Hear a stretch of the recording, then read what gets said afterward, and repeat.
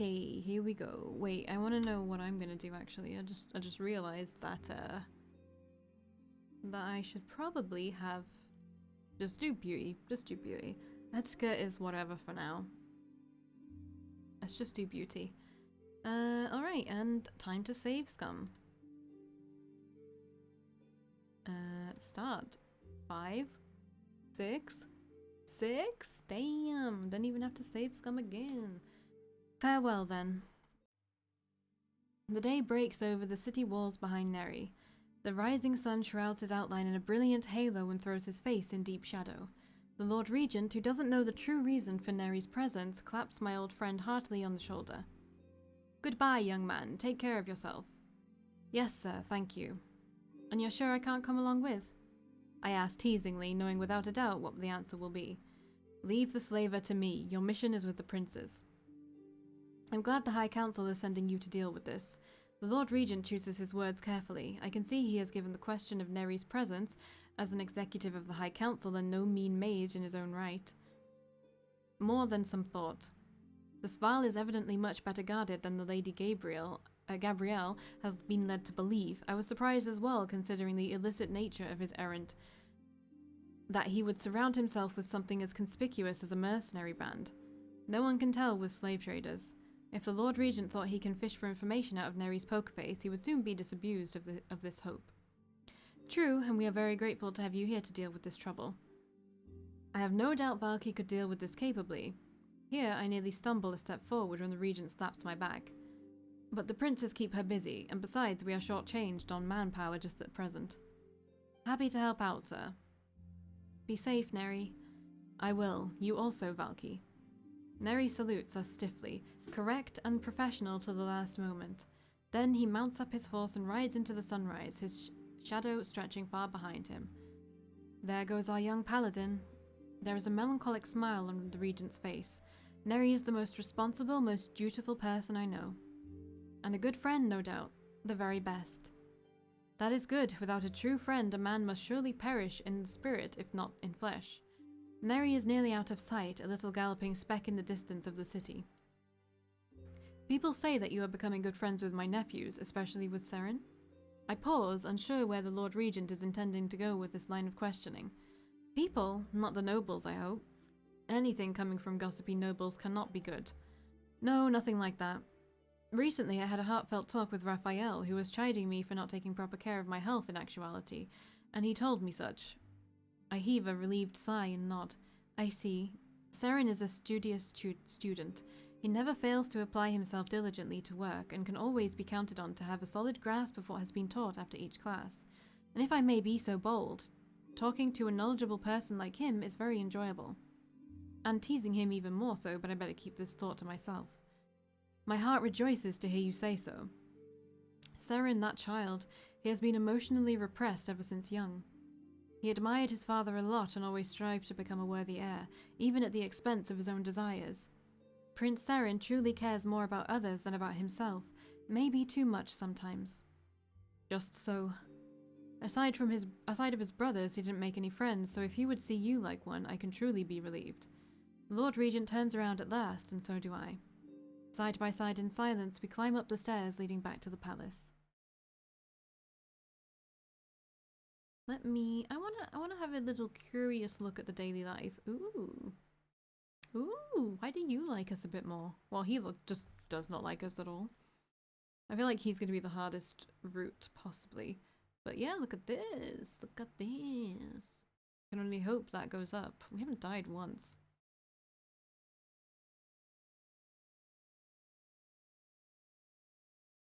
Although normally fashionable, I say he's... Why do they get rid of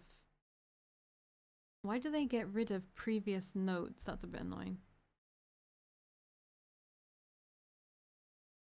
Alright. I mean, my stats are pretty good, but that's because I haven't been doing any missions, so...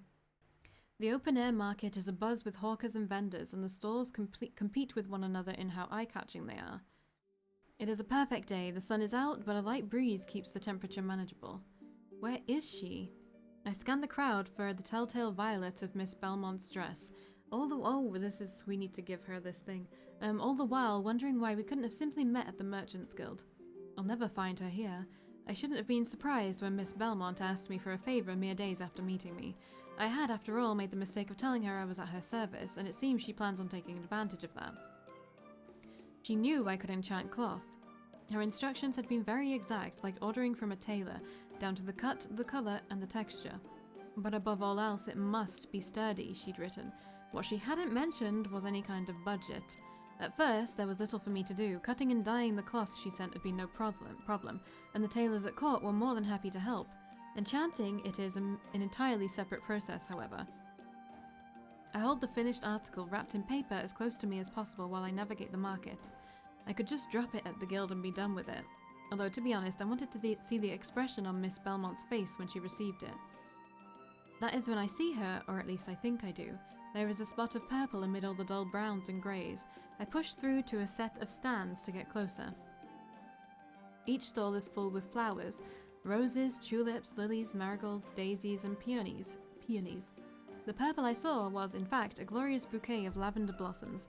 I let out a disappointed sigh. Lady Rosencruz, at long last! Viola straightens up, appearing as if by magic from among the flowers. My expression makes her laugh. I bow quickly to hide my blush. Lady Belmont, I have been looking for you. Lady, Do you know something I don't? I blink at her, confused, until I finally realize my mistake. She may represent the Merchants Guild, but she won't be of noble standing unless she marries into it. She laughs again, making a show of peering behind me. Are you perchance hiding a noble suitor asking for my hand in marriage? What a thoughtful gift. I clear my throat, feeling my cheeks redden with embarrassment. In my defense, she is much more finely dressed than most noble women at court. My apologies, Miss Belmont. She feigns a pout. No suitor? Oh well, perhaps you've brought me something else? She smiles and reaches for the wrapped package I'm carrying. I hand it to her without protest. As she carefully undoes the paper, the enchanted cloth catches the sunlight. People around us stop and stare. Flower sellers frown as attention is drawn away from their wares. Viola's eyes light up. Beautiful. And sturdy, just as you requested. It will neither wear nor tear, and no matter the length of the journey, the colours will remain vibrant. She folds the cloth over her arm and feels the fabric, nodding to herself in approval. Then Viola reaches into her belt and, to my surprise, brings out a switchblade that she flicks open in a single elegant motion. Before I can stop her, she attempts to push the tip of the blade through the cloth, and nothing happens. Evidently satisfied, she folds weapon up and makes it disappear into her clothes. She looks up at me, her smile is calculating as it is pleased. Quality product. Can you make more? Yes, the process is... She looks excited, and I quickly realize that I am on the cusp of making another mistake. I shake my head. It is very, very, very expensive and time-consuming and difficult. For a moment, she seems to be considering it nonetheless. As she does, her fingers gently caress the fabric. She would happily turn me into a full-time enchanter if she could. Finally, she shrugs. A luxury product, then. My favorite kind. Thank you, Lady Rosencruz. Of course, it's my pleasure. I look at the ground, hands behind my back, unsure of what to do next. Viola turns back to the flowers and picks a bright pink specimen from the table. The flower seller doesn't even seem to consider charging her for it. She tucks it into my vest with a little smile, patting it in place like a builder might pat the mortar on a brick. For your trouble. Thank you. She looks me up and down, one finger pressed contemplatively to her lip, then she nods. You'll do just fine. With those words, she turns and leaves, the enchanted fabric neatly folded and tucked under her arm. Soon she disappears into the throng of people, which seems to part for her like water before a fish. The pink flower's scent fills my nose and I pull it from my vest. I look at the petals, unsure of what to make of them. Either way, I have a feeling Viola Belmont will be back for more. Every thief's weekly income has increased. Yay! The grand doors swing open with a simple push of my hands. As soon as I step out onto the pathway that leads to the palace gardens, the muffled noises begin to grow much clearer. However, I can only make out the sounds of a few voices far too deep to belong to any young child. I can't help but frown at the lack of any chattering or laughter, and my pace quickens in concern. Turning the corner, I find a group of children huddling together. I vaguely recognize some of the faces from the caravan, now looking much cleaner and less of a worrying shade of paleness. But the looks of fear and trepidation have yet to leave their eyes. Surrounding the group are more familiar faces of servants and guards, with even Prince Serin among them. They are crouched low in front of the children, murmuring what I assume to be words of reassurances. Serin is the first to notice my arrival, and he looks up from the little girl he was gently speaking to, his gaze landing on me with a hint of surprise. He then starts making his way towards me, and I let my footsteps slow, waiting for him to approach. Good afternoon, Valkii. It's good to see you, Your Highness. Are you here to visit the children? Indeed, I found myself with a bit of free time on my hands. How are they faring after the ordeal? Serin gestures at the scene behind us with a soft sigh. Not well, I'm afraid. As you can see, they are still quite shaken from their traumatic experiences. I, Raphael, and the other volunteers have been attempting to soothe them. Physically, they are covered, but they are still wary and refusing to speak. I see, that would make it difficult to obtain information about their identities. The frown lining Serin's forehead deepens, and I can sense agitation boiling under the surface as he nods. After all that these poor children have gone through, I know they are terrified. I want nothing more than to send them back home to their parents' embraces, but... Serin pauses, his voice trailing off into a sigh, and then his lips quirk up in a rueful smile. I am sorry, I should not burden you with this. Not at all. I'm glad you're sharing your troubles so honestly. I shoot a glance at the children ahead of us, pursing my lips in thoughtfulness. May I try to speak with them? Serin's eyes brighten as he nods. Of course you may. After all, you're the one who rescued them from the slave traders in the first place. Perhaps they will find it easier to speak to you. Serin smiles, and I return it with a nod. He falls into step next to me as we draw closer to the little ones. I let a bright, cheerful smile spread across my face as I come to a halt, making sure to keep just enough distance between myself and the children so that I wouldn't scare them into fleeing the scene. They watched me attentively. Some clearly recognized me as the one who freed them. Lowering myself into a crouch, I look at one of the little girls in the eyes and beam at her with warmth. Good day, my pretty fair lady. I'm positively envious of the way your hair shines in the sunlight, and the colours highlights your brilliant eyes so well. The little girl, who was half hiding behind her companion beside her, pokes her head out further. Her eyes brighten, almost glittering with delight, and she flashes me a toothy grin. Encouraged by the response, I turn to the boy next to her. And you, my dashing sir, you have an air of refinement about you that reminds me of a dignified gentleman. Your parents must have raised you very well.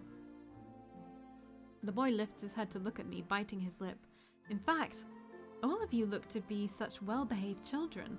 You must all come from wonderful families that I'm sure you can't wait to return to, am I right? There's a stir in the crowd, and I spot more than a few almost instinctive nods. Well, fear not. We're here to help. I grin widely at them, hoping to appear as harmless and reassuring as possible, but many only shoot me looks of doubt. It clearly will take more than this to earn their trust after what they've gone through, but I don't let that discourage me. Do you know where you are? You're in the royal palace of Eskia. This gentleman next to me is actually the crown prince, Prince Serin. I notice more than a few pairs of eyes widen in surprise and awe, and I gesture towards Serin, who understands the hint and immediately crouches beside me with a gentle smile. Good afternoon. And do you know what princes do? They help people. He, and the rest of us here, will help you get back home. So tell us your names and what you remember about your family. Another stir runs through the group of children. It is then that I notice all of them seem to be inching towards one boy standing at the front of the crowd, as though waiting to see his reaction. From his facial features and the fact that he's almost a head taller than the others, he may be the oldest one. Judging by the way the children regard him with reliance and trust, it isn't difficult to guess that he's the leader among them, perhaps the one taking care of the rest due to his age. Realizing it would make our jobs much easier if we could gain the trust of this one little boy, I give him a smile. He blinks, looking slightly caught off guard, and then twists his face away, but his rigid frame softens just the slightest. Finally, a little girl standing beside the boy breaks the silence, tugging on his sleeve with a questioning look. Quill? The unspoken question is understood by all, and I watch with bated breath for Quill's response. He hesitates for a split second before giving a curt nod of his head. As if that was the permission they were waiting for, the children let out a collective breath of relief. I sense the atmosphere change, as well as the looks on the children's faces becoming much more welcoming and less standoffish. Your name is Quill. I'm Valkii. It's nice to meet you. He pauses and dips his head in a nod again, still without a word. I take a moment to look over the kid, thin with tousled hair, a darker tan than the rest of the children. The scar on his cheek and the purple bruises his tunic can't hide speak of stories better forgotten. My heart aches. Do you remember where your home is? The names of your parents and family? Quill stiffens, sorrow crossing his face briefly as he lowers his head. Immediately realizing I must have asked something I shouldn't, I bite my lip in regret. But before I can apologize and change the subject, Quill finally speaks for the first time. No, worry about the others first. He keeps his gaze on the ground, refusing to meet my eyes. At that, a small girl steps out from the group of people, walking straight towards Serin and me. I'm Michalina. You can call me Lena. You said you can get us home? Really? Yes, of course. I will personally see to it that all of you are returned safely to your families. Really, really? Not lying to us? A soft, amused smile crosses Serin's face, and he nods with solemnness, pressing a hand to his chest. Yes, I swear to you. The children seem to be able to hear the sincerity in Serin's voice. Finally convinced, they begin rushing up to us, circling Serin and me. In their excitement, they begin talking over one another, eagerly telling about their families and homes that they've missed. Over the heads of the children, I see that Quill has yet to step forward. He watches the others attentively, reaching out to catch the little boy from tripping over his own feet as he rushes towards Serin. As though feeling my gaze on him, Quill turns to look at me, caution and maturity beyond his years lining his face. It's evident he has yet to let his guard down. But I appreciate his subtle help in getting the children to trust us, so I flash him a grateful smile. He blinks and then twists his face away without a word. Meanwhile, Serin manages to convince the children to calm down and line up in a row. Servants and guards approach to gently ask and note down their information. With this new turn of events and the problem effectively solved for the time being, I decide to leave Serin and the servants to the task. Nodding at the prince with a smile, I make my way out of the gardens back to the books waiting for me in the study. My dear Valkii, have I mentioned that you're looking particularly radiant today? What does he want? A chuckle escapes my lips. I can't help it. I turn around and give Prince Nazir an elaborate bow. Your Highness, which tavern cellar have you set on fire this time? He shoots me a wounded expression before lamenting, accusing poor gentle Nazir of a misdeed, and after a compliment like that, shame on you, Valkii. So, there was no fire? Not this time. All's well at the White Hart. But there's an unrelated issue. Master Kabir's caught himself a cold, you see. Did he? Please give him my best. I'm sure he'll be delighted, having an endearing chap like you worrying about him. But why not give him more than kind words? Perhaps you could make a potion of herbal soup for him and enchant it with a little bit of magic? He'll be better before he knows it. What do you think? I pause in contemplation. While the dish will certainly nurse Master Kabir back to health in no time at all, I never thought a prince would show such concern for a commoner. Granted, it is Prince Nazir, and it is for his favourite tavern, but if the nobles of Harris catch word of this, I'm sure we'll both be in serious trouble. Accept it, whatever. It doesn't matter, the nobles will probably gossip regardless of what choice I make. Alright, I'll take care of it. Splendid, I just knew I could count on you. Oh, Issa uses fire magic, by the way, so he should be able to burn through his illness very quickly. I'm sorry to ask, but could you be a dear and have the soup ready as soon as possible? Immediately? No time like the present. I can't help but give a defeated sigh. When it passes, though, I smile at Prince Nazir. Alright. I mean, can I make that? I think I might be able to make that. It's this? Is it this? I don't know if it's this. Fuck, what do I need? We already have that. I actually already could immediately give it to him. Okay. What are we doing? My beauty is off the charts. Charisma time. Okay, your fire's going up. Good. And your wind is up. Your fire is up. Let me see if you can make this. He can. Woohoo. You know what? I don't know if I should synthesize it. You know, it's scary having to do that, you know?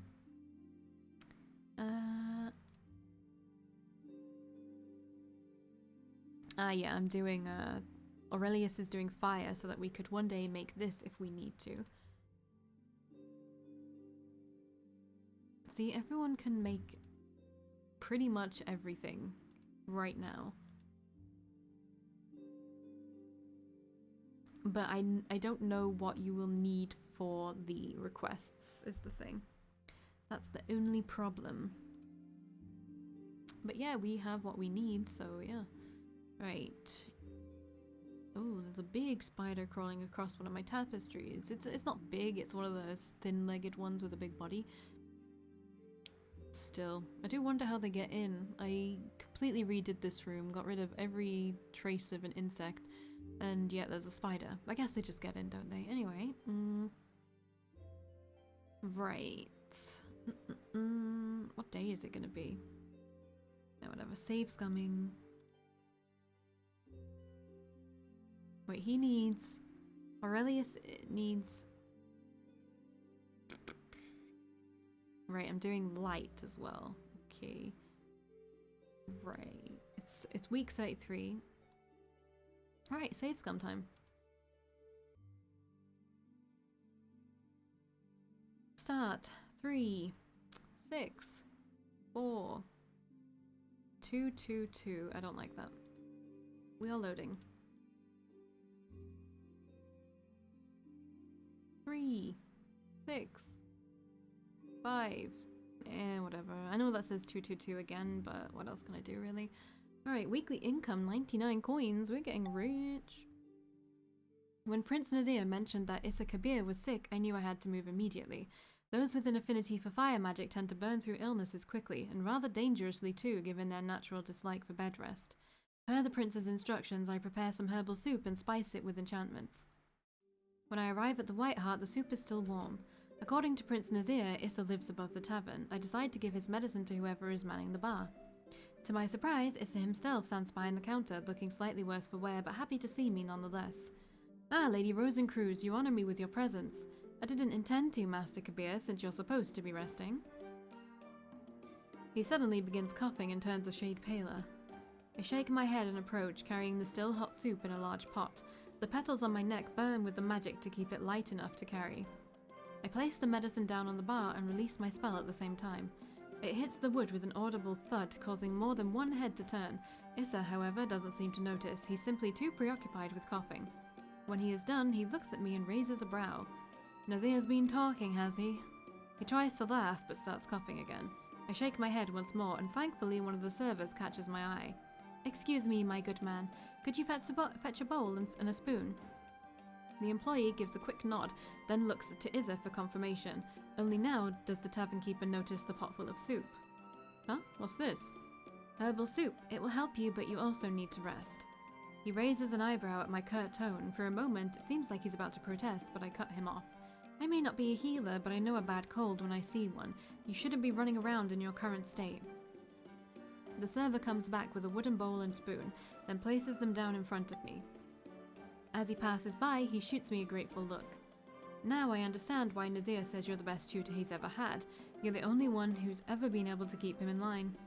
I ladle up a bowl of soup, then push it across the counter toward Issa. Truth is, I haven't been hungry for days, but this does smell good. He pulls up a chair and sits down by the bowl, blowing lightly on the soup before tasting it.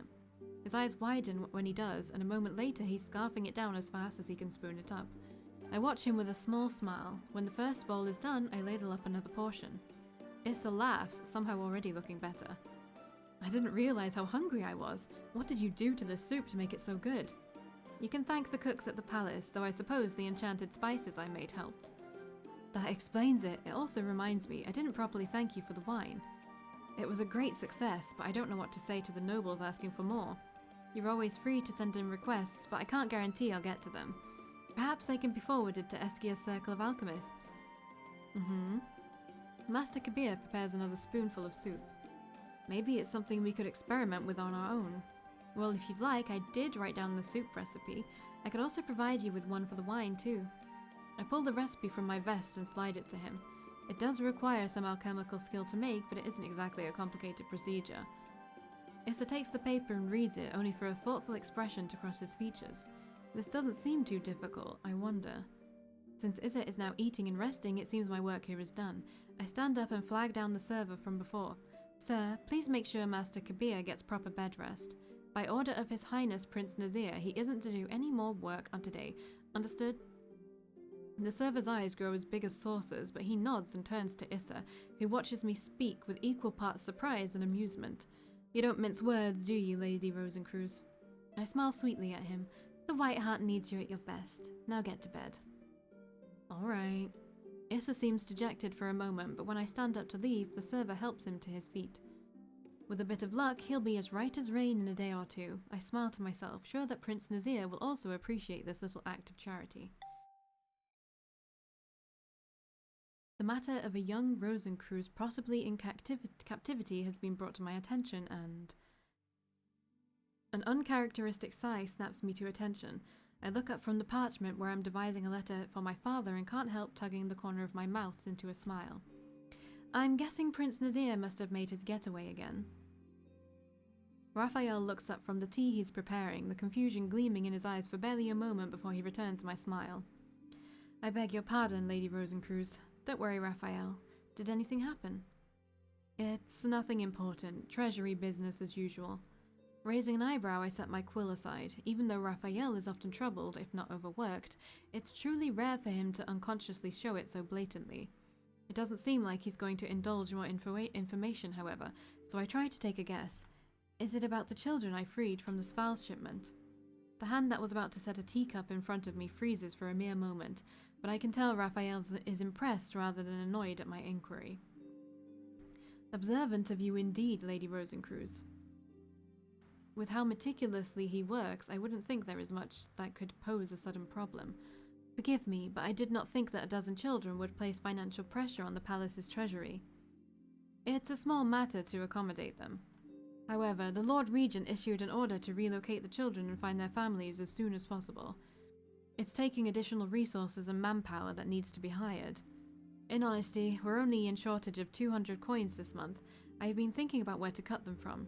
If it can't be helped, I'm afraid the children will have to wait until the next month. I have enough coins, but like, do I want to do that? Like, can I have a look? What are we at? We're at week 34. Ah, I'm a fucking nice person. I hate myself. That will probably come back to bite me in the ass, but it's fine. If it's only that much, you can cut them from my missions budget. That... Are you certain, Lady Rosencreuse? Of course, it's going to a good cause after all. I will explain it to the princes as well. I'm sure they will understand. Raphael pauses, contemplating my offer before his gestures soften into a smile and he gives me a nod of approval. In all honesty, this is a matter that should only concern the Regency Council, but the children are still young and sending them home as soon as possible would help them recover from their traumatizing experiences. I cannot thank you enough. Don't mention it, I'm happy to be able to help. In a good mood, Raphael spends the remainder of the afternoon talking about the plans to reallocate the children in detail. Aww, how much money do we have? Oh, you know what, that's not too bad. That's not too bad. We are very, very popular. Not so popular. I don't know why. I know why, but I don't know why. I actually want to look at this again. We're basically halfway. Isn't that cool? I still don't know what these are though. What are these? I really don't know.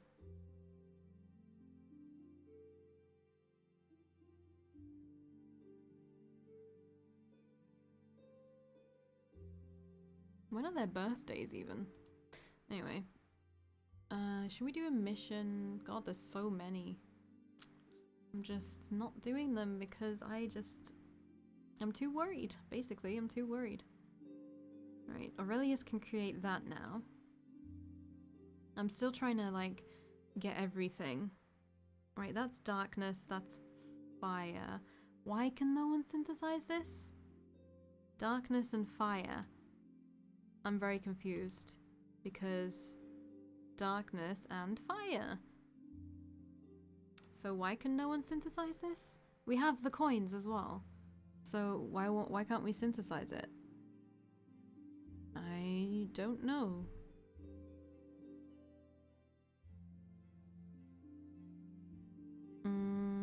What else is there? This can obviously be made again, but I don't think we'll ever need to do that. I could be wrong. I don't know what this is for, but I made it a long time ago. And there's still one thing that we don't know what it's gonna be. So there's that. Elias can make this now. Wait. Yeah, no, this doesn't make... Oh no, wait, darkness. Darkness, darkness, darkness.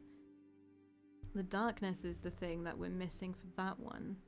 I think. It's only a little bit. Right, he has enough fire now, so we can just do this. Right, your wind is fine.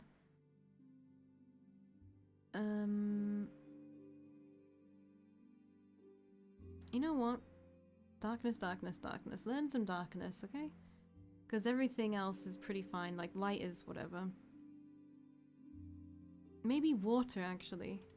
Water, water, water. Okay. Right, you are fine. Let's... let me look at the guide. See if I absolutely need anything. I don't think I do. We'll need 95 to Serin's light and 75 to Aurelius's light.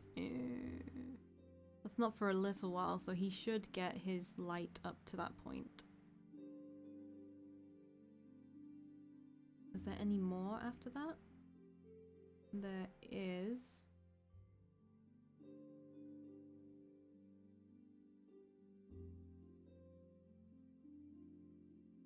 God, there's a lot coming up. Alright, well. I'm excited still. I think this is what we'll go for, and I will see you in the next video where I will have already done this stuff. Right, see you then, bye.